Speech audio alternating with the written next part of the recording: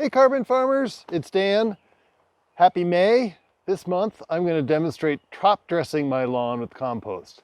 A lot of you are using compost for your trials and already have some experience with this, and perhaps you found it a bit awkward. So here are a few tips.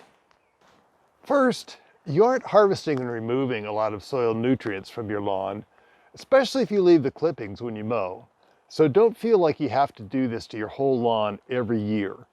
I prioritize problem areas and aim to cover maybe 20% of my lawn in a given year.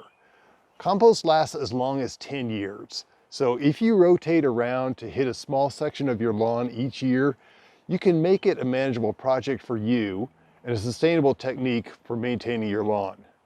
My problem area for this year is going to be this high traffic area between patios where the grass is clumpy and uneven. It's about 5 feet by 10 feet, so I'll use two 1 cubic foot bags of compost.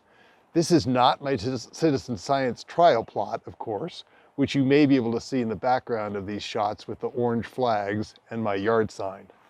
Also, don't use chippy compost here. It's harder to work it into the turf, and you might be creating projectiles the next time you mow.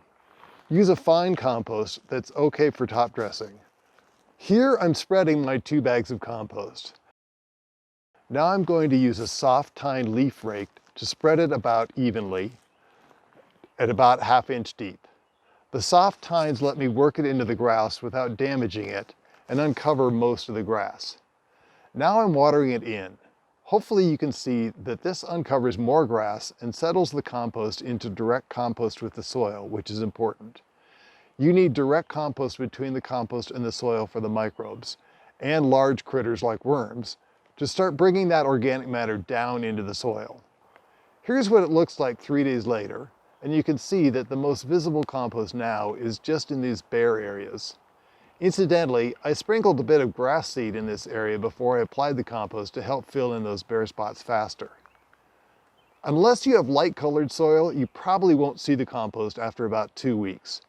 Over time, you'll see a vigorous flush of new growth, like I now have in what was my problem area for last year's compost application. That's it. Now just wait for the magic. There are certainly easier ways to fertilize your lawn, but there's no better way to build healthy soil long-term for your lawn than applying compost.